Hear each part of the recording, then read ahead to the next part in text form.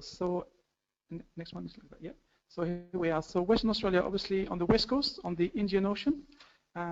Western Australia is the largest state in Australia, although it has the smallest population in some ways per capita, because we have about 2.5 million people and 2 million living in Perth. And when people show Western Australia, they often only show that there is one city, and there is more than one city. As you can see from the map on the right, there are many towns and cities throughout the state, so it's not a big desert. But you can see if you overlap the size of Western Europe, then it is a big state. Now, the city of Western Australia, of Perth, is the capital city, so it's a modern, and as people in Australia do not like to live in high-rise buildings, the city is a little bit spread out, but it's not that big. So if you look at Perth City, which is downtown, and then you look to the left, you can see Fremantle Port City. That's 19 kilometers. So it's not a big stretch from Fremantle to Port City, which is a suburb of Perth, and to the downtown. And you can see that's the view from Rottnest Island, and that's 19 kilometers from the beach. Yes. So this is the view from the harbour city, Fremantle, or as Australians like to call it, Freo. And it's very easy to get around the city because you have the ocean on one side, you have the hills on the other, and then you've got south side and the north side. So it's very easy to get around. The quality of life that Perth offers is something that is really important. People who come to Western Australia, the first two things they notice is how blue the sky is, how clean the place looks. That's something that people come again and again. The transport is fairly modern in Perth. We've got trains, we've got freeways. International students will be given a card which will give them discounts of 40% for all public transport. And that's something that students can't forget. And this is only for the state of Western Australia. Another thing that the state does offer is that for research students, masters and PhDs, if you do come with your family and you have young children and these children will be going to school, they will be able to access the public education for free. And this is the picture of the campus of the university. So the campus of the University of Western Australia is 73 hectares. So we've got a lovely location next to a big park and 3 kilometers from downtown. Just closer at the bottom right of the screen, you can see some boats there, and that's really a good place to learn how to windsurf and kite surf if you're into water sports.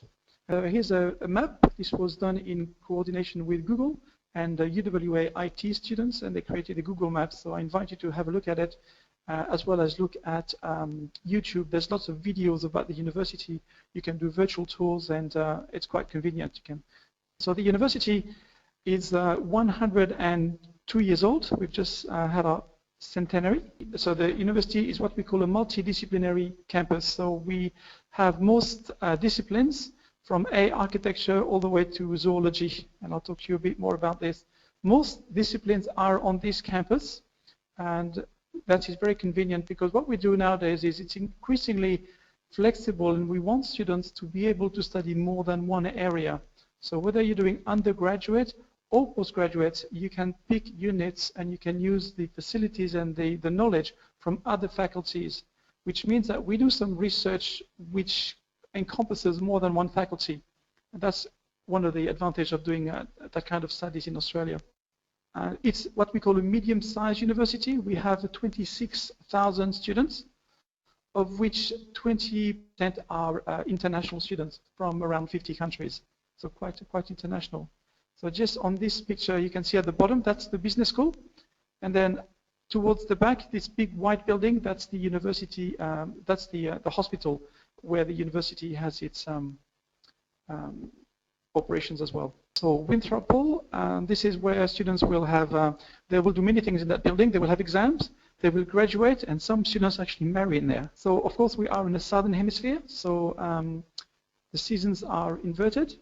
And Australia now is in spring. Australia, particularly Perth, does not have a very cold winter. I'm told it's similar to Barcelona, if that means anything to you. We've got lots of beautiful manicured gardens, and this is something that people are surprised with. We've got modern facilities, lecture theatres, and the university has a big area of sports science, so we do have a swimming pool and all the sporting activities.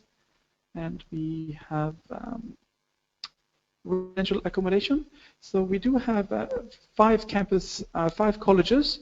On the top left is Trinity College, then we've got top right University Hall, the bottom left is St. George's College, and then St. Catherine. So in terms of the schools, we've got architecture, humanities, we've got a business school, we have a school of education, we also have engineering, and within engineering we again have a number of areas that we specialize in. And I'd like to say at this stage that a lot of the specialization are related to the economy of Western Australia. So for example, in engineering, given that Western Australia is a mining state, we have a lot of mining that's related as far as research to the mining sector. For instance, that the university is closely linked with the big oil and gas companies, and we are world leaders in subsea pipeline and offshore development, remote control mining through IT and so forth. We also have a law school, which is very active, which has a number of postgraduate courses for students who do not have a legal background. So we have a Master of Mining Law, for example, which would be accessible for someone with an engineering degree or a business background. Life and Physical Sciences, a very strong area of the university. And this is where the university ranks #1. We are ranked #1 in Australia, 25th in the world for life and physical sciences. We do a lot of work with dry climate agriculture, salinity, irrigation, a lot of area which I guess would be useful to a lot of countries. And we also do a lot of research in medicine, dentistry, health sciences. I'd like to point out maybe one example of Professor Sampson and his team.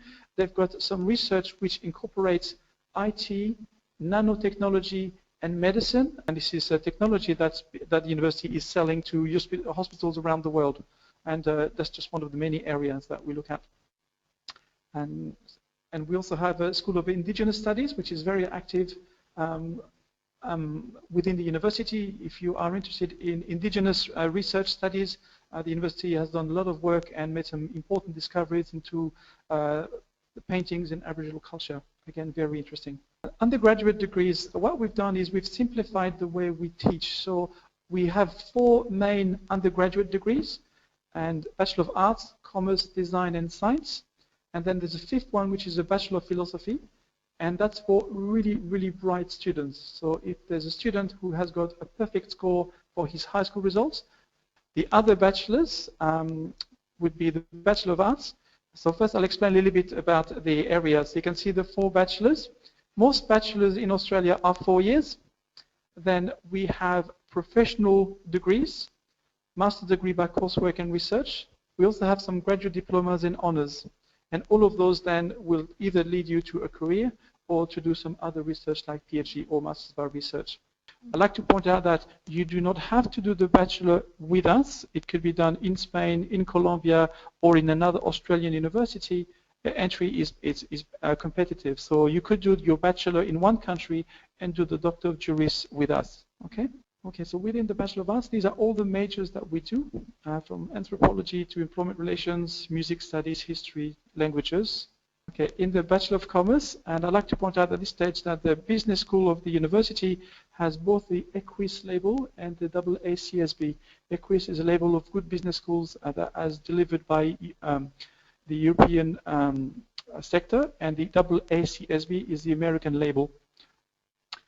And the Bachelor of Design for those who want to do architecture, and Bachelor of Science. Okay, so last thing with the undergraduate, the way it works is that if you choose a major, say neuroscience or psychology, that will be your major. So then you would do your major, which is on the left in the red. It says major, and you would have 2 units in first year, 2 units in second year, and 4 units in third year. So they're the units that you have to do because they're your majors. They're imposed.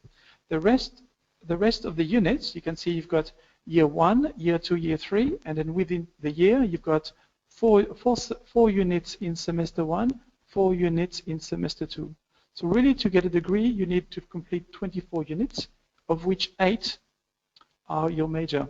The other units you would be doing complementaries and electives, and finally in yellow are your broadening units. So there we would ask the students to do a unit from an area that is outside the school. So, and then finally, there's another way you can do this. You can do a 2 major unit selection. So you would still have only one bachelor. For example, if you do your major in commerce, you could have a Bachelor of Commerce, but you could also have a second major in psychology or science. So in Australia, the universities, the group of 8, so there are 40 universities in Australia, and out of the 40 universities in Australia, you've got the group of 8, which are the universities that perform most of the research degrees at master's and PhD level. In the state of Western Australia, this university conducts 70% of research in the state. So it's really important. Universities that do a lot of research and publish and do well in research are then awarded additional funding from the Australian federal government, and they become a Centre for Research Excellence, which is not to say the other universities aren't good at what they do, but it's something that to consider when you're choosing the university. With a student studying and completing studies in Australia, once you've completed a bachelor degree or a master's, you can stay for 2 more years after the completion of your studies with the post-study work right, and that can be for up to 4 years if you complete a PhD. And we do help our students looking for work before the end of their studies. Okay, so I'll talk a little bit about the Language Centre. So the Crawley campus is where I've thus far spent most of my time, but there's also the Claremont campus, and on the Claremont campus, this is where we have a Language Centre. As we welcome about 4,000, 5,000 international students, a lot of those students need to improve their English before they're able to complete their studies, be it undergrad or postgraduate. So the Language Centre is in a slightly different place. It's 3 kilometers from the Crawley campus. It's a lovely area, the Claremont campus, and it's walking distance to the train station, which students really appreciate. So this is the main building of the Language Centre, and here we deliver general English courses, academic English, business English. We also have degree pathway English courses, but for direct entries. We conduct English Cambridge exam courses and exams. We also do the IELTS preparation courses, and we are an IELTS testing centre as well as a TOEFL testing centre. We look after students from all levels, from beginner to advanced, and the enrollments run from minimum of 5 weeks up to 45 weeks. But we have some students who come for a year and a half. If they come as beginners and they want to do something difficult like law, then they need to have a lot of English. We do have different types of students coming to the Language Centre. We obviously have the students who want to do a degree course and they need to improve their English, but we also have students who want to do an English course and only an English course, and just appreciate being able to improve their English at the university, because they will be part of the university and they will have student cards and be able to access all the university facilities. Okay. So within this building, which we moved in January, we've also got this area which is a primary school, which we refurbished, which is now the Language Centre. So we're quite lucky to have lovely space in a nice area, and students can come to see us with all kinds of problems. Okay, so in Australia, in an English Language Centre, such as ours, you would have a maximum of 18 students per class. And the average for the school must be 15 students per class, and in our centre, it's 14 students per class.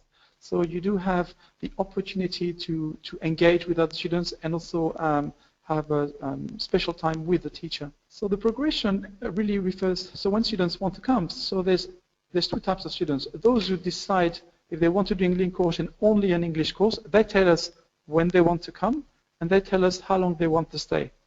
However, if a student is going to do a package of English and a degree course, then we will decide how much English they need, and that will therefore tell us when they should come.